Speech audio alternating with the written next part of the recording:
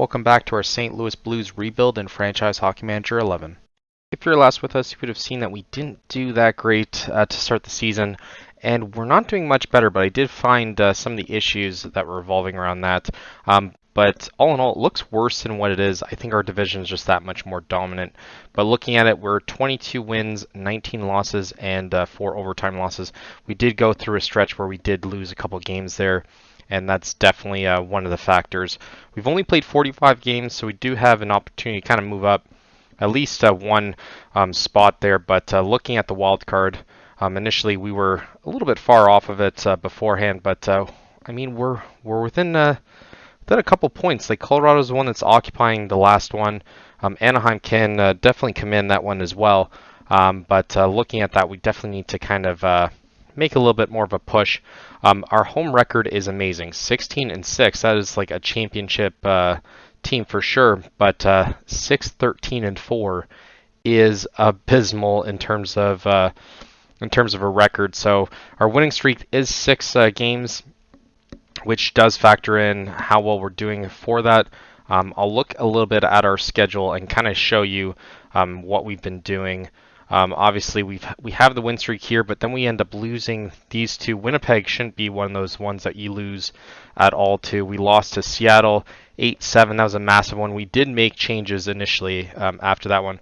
5-2 loss, then a 7-3, 11-1, and 7-2 win. But as you can see, we end up losing a decent amount here as well. And even November, I think, was one to forget. We end up losing 2 there.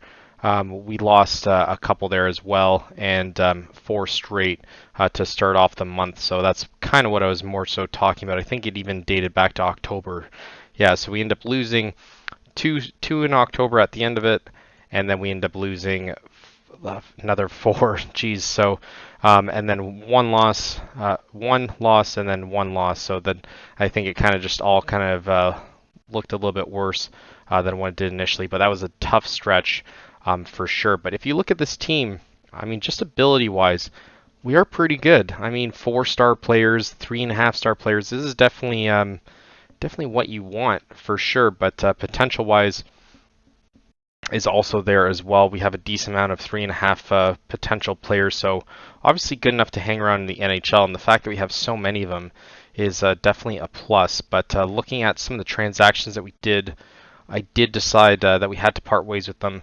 Romani we had to let go, and Artemonov we got rid of for a second as well. I think just being able to bring up Jonah and even bring up Benson, one of the guys that we ended up signing initially, was one of those factors into it. But I think they just weren't up to snuff. I don't think they were really playing as good as what I would have hoped them. And Artemonov, just ultimately kind of a disappointment. I think he's more offensive sound, but yeah, as you can see, 5 points in 5 games.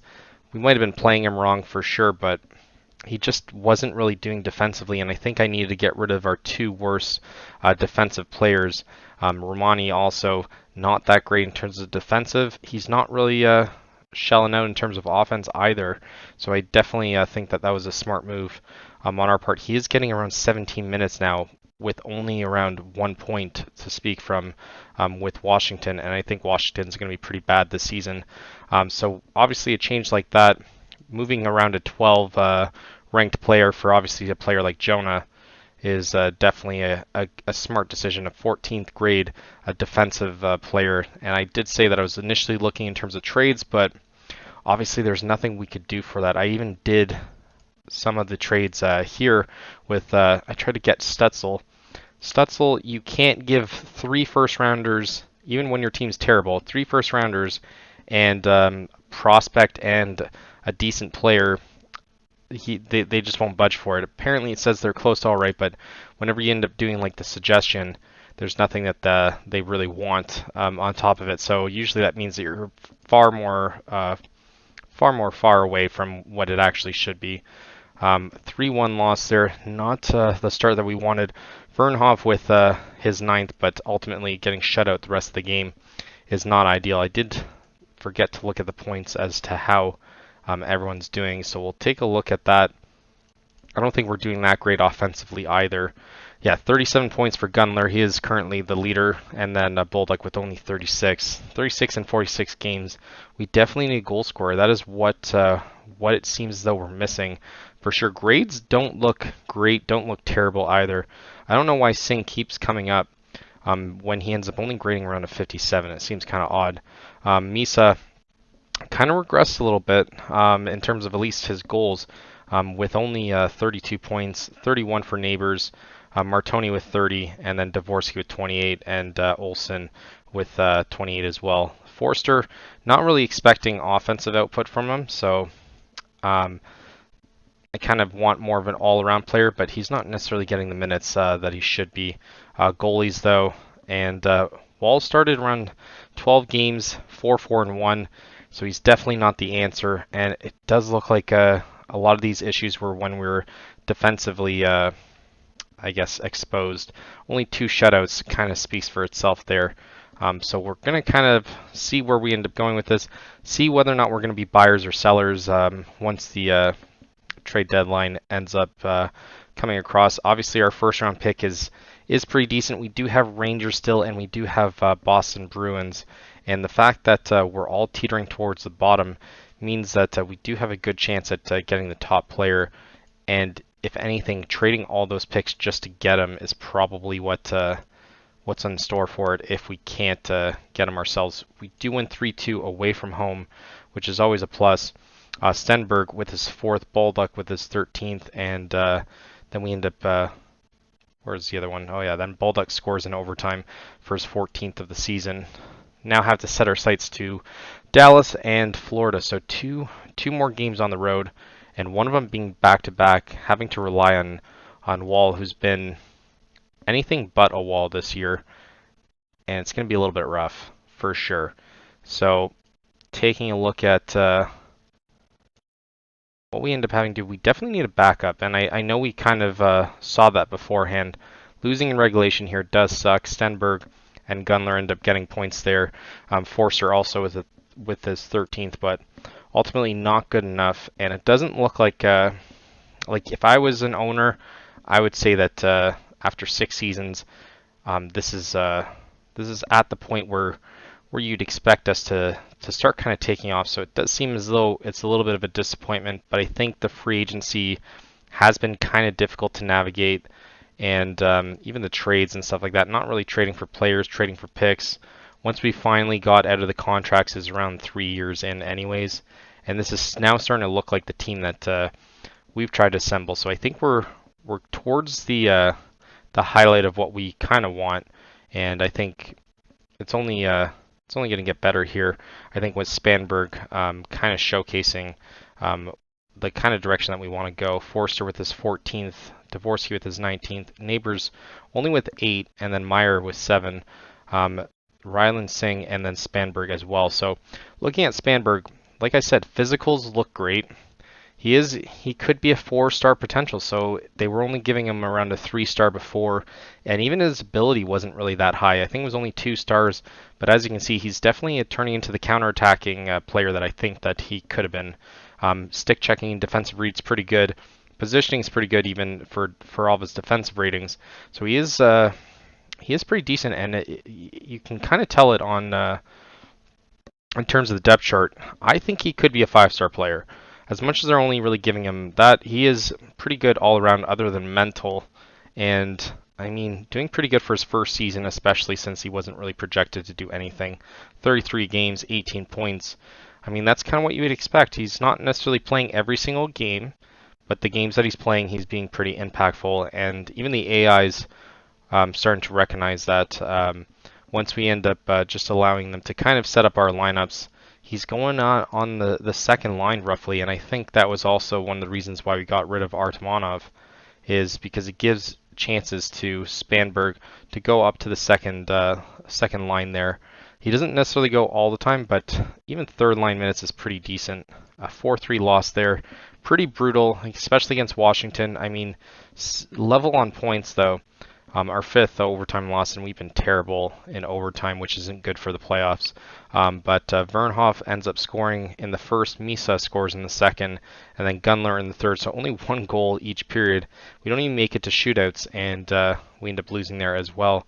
So ultimately not the greatest. Like I said, our shootout record isn't that great. Neither is our overtime, but 53 points isn't the greatest. It's not the worst either. Forster now hurt with a bruised shin, and we now turn our sights to Philly, who's actually doing very good in this iteration of their team. Also doing good when we took over as well. But a 4-0 win at home is what we want there. Olsen with his 15th, Spanberg with his 8th, and then Dvorsky and Meyer score as well. Yeah, 60 points for them. We're pretty close in terms of points, but they are at the top. So as much as I want to talk smack about how well we're doing, the fact that we could be in the top of other divisions, even top 3, says a lot though. And currently we are only 1 point away from the last wildcard spot, and does seem as though we're probably closer to being buyers rather than sellers at this point, especially with the 3 first-round picks. There's not much you can really ask for when it comes to that. Augustin seems to be settling in. He's got his 21st win, and currently in the top 8 in terms of goalies. So, I mean, that tells you a lot as well. We've only relied on Wall with 4 wins there, and it does look like Augustin's starting to kind of develop into the goalie that I really hope that he would have been maybe a season or 2 before. Obviously, his save percentage is not really showing that either, but the fact that his overall is starting to kind of increase does bode well for the future. But we need to go on a steady run of wins here if we want to actually get that playoff spot. And Vancouver currently in 4th in the Pacific, but there's a huge drop off after 4th place there. So once again, with all the minor hiccups and injuries and stuff like that, we're going to have to kind of tug at the bootstraps and put out the best team that we can. Dvorsky with his 21st, Olsen with his 16th, Fyodorov only with his 2nd, and then Gunler with his 18th, Spanberg getting his 9th, and then Meyer getting his 9th as well. Interesting to see Meyer. Meyer actually looks pretty good. He is only getting around a 62 grade though, and only around 11 minutes, but 23 points in 52 games for 4th line minutes. Not bad at all.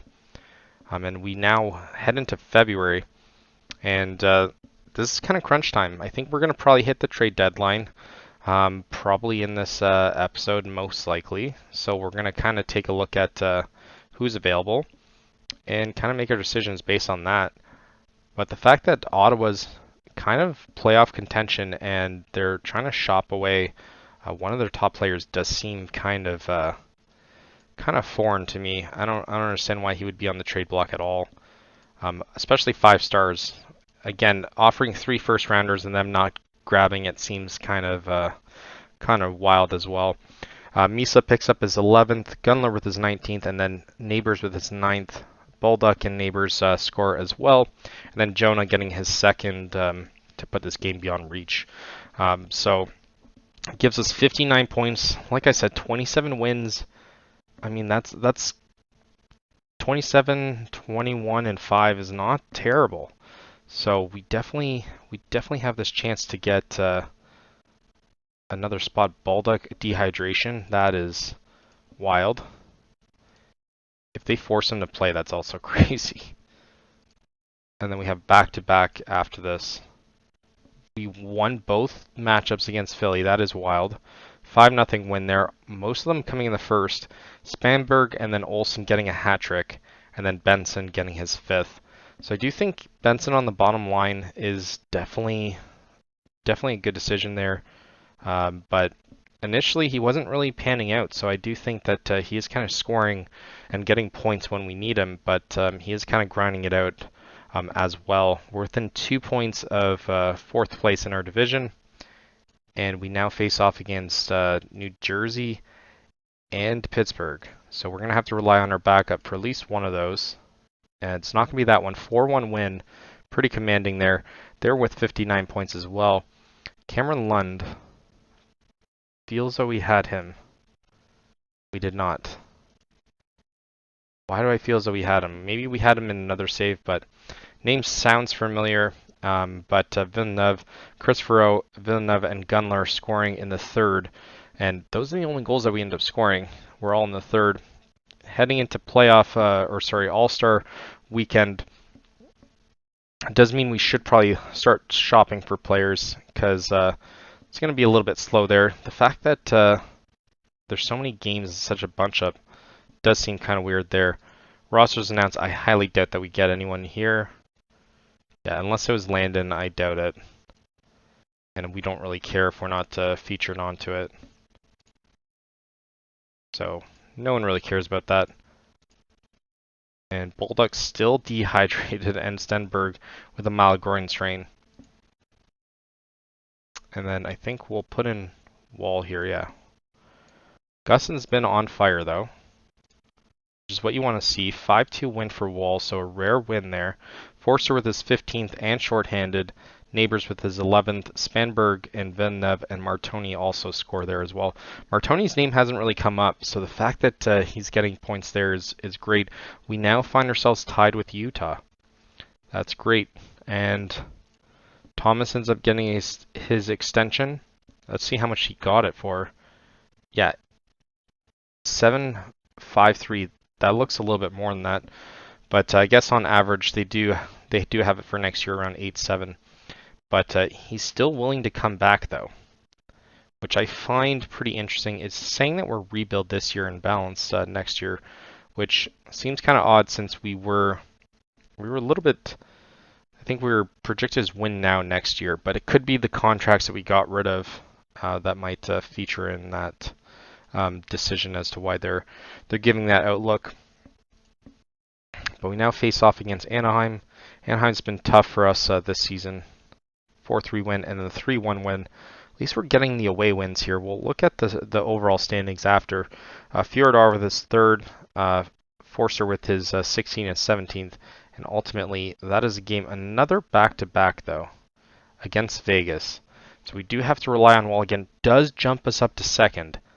That is crazy. We're now moving down to third, but obviously we know that that's to be expected. But we'll start shopping around players. I do think that if we can keep this going, I do think sky's the limit, and we could have another year like last year, especially since we're getting hot at the right time. A 4-1 win here as well. Wall also getting pretty good. Plaxton with his 9th, Spanberg with his 12th, Palika, and then Bulldog also scoring. Palika with only 2 seems kind of weird to see. But does put us up to second. Obviously, Utah still has that game at hand. But in terms of the whole league, though, we jumped from around 19th to now 7th. And we're running away with this. I think a lot of it's harmony for sure, but 8 wins straight is pretty crazy. And now we're pretty close to 500 with away. And even a 20-7-1 home record is definitely one of the top for sure in the league. But that is absolutely crazy. We'll look at who's available here in the trade block. And like I said, Stutzel still available at 29. And I was willing to offer pretty much anything for him. Again, I don't want a player that's going to be more offensive. I think we kind of need the defensive players for sure. A shadow, I always hate that. I don't like ever grabbing shadow players. And we'll kind of look from the outside here. I was looking at Jake Sanderson earlier this season, but he isn't as great as what's advertised for sure in real life. Kenny Connors, I thought it was Kyle Connors. Kenny Connors, McLaughlin, so no one really fitting the description of what we need in terms of defensive players, at least not at the top. But like I said, I'll go in for another trade, and we'll see what it takes. I think I'll do the same thing as last time. We'll go in for a first rounder this year, first rounder next year, first rounder in 2023, and now they're at least willing to listen to us. So they want our best player, which obviously won't happen. give up rights. We'll probably give up a decent prospect as well. Not Zeleny. Not any areas that we need. We definitely need left wingers. Let's give Peterson. I'll give up Peterson, who's 21. It says balanced offer, but I kind of doubt it. They still don't want anything other than that. Let's give up one of our players. The only one I can think of is Neighbors right now. And we're gonna offer that out. Like I said, I doubt that they end up budging for it, but I mean, at least we can say we end up making the attempt. Now Augustin's goals against is now featuring in top 8 as well, which is good. Obviously, his save percentage is not anywhere close to that. And the fact that they say no way and close being alright when I feel as though it's not the case. So, current outlook next season, we expect to be win now. So maybe it's that. Maybe they want players instead. I mean, their team looks pretty good. When I said our team was good, their team looks like it's going to put ours to shame. So now I got to look at taking out maybe Peterson and maybe giving a player here. Someone that's not crazy for us this year. But obviously getting Setzel will be huge. I don't know why he's featured as a center. Obviously we'd rather him as a winger. And Olsen could be one of those people. I think Olsen could be the one that I end up offering up as well. I mean, you can only wait and see, I guess. We're giving up 2 stars, and we just kind of have to wait and see. Big, important game for us for sure. This one will dictate where we kind of finish. And we lose 3-2. That is not great in regulation 2. So they have that on us, Dupont and Meyer with the lone goals there. But obviously with them being in the hunt, that is a game that we have to win. But currently closing down on the 3rd spot, Nashville needs to win their next 2 games where they win one of them. And if they win the second one, they're going to jump us out of the 3rd spot, and we're going to be facing with the wild card spot. We can still get 2nd place though. And we do face off against Nashville. And this will be probably one of the more important matches of the season. And if we can't win this one, then I don't like our chances at winning the playoffs. But obviously they go no way. Close being alright, but 3 first-rounders, Aaron Olsen, so a prospect and a player now, and they're not even budging. And I mean, he is great. I will say that. He is good. But yeah, the fact that they're not even really willing to entertain that is kind of odd. I just wish that I could click something that ends up helping us out a little bit more in terms of the players that we want, but obviously none of it. We do win 3-2, so important game in regulation as well. Does extend the points there. Dvorsky with his 22nd, Vernhoff with his 11th, and then Olsen with his 20th, and shorthanded to boot. So we end up winning with a shorthanded goal, which is kind of crazy. We now face off against Carolina, who is currently, where are they? They're currently in 4th with 61 points. Like I said, this streak has been pretty good. The fact that we've been managed to kind of dictate where we want to go here is great. We've turned it around, especially shedding some of our, I wouldn't say they were bad players, but I think we just kind of need to change focus a little bit. A 6-1 win there as well. Baldock, Spanberg, and Baldock again in the first. Singh gets his 6th, and then Misa and Gunler score there as well.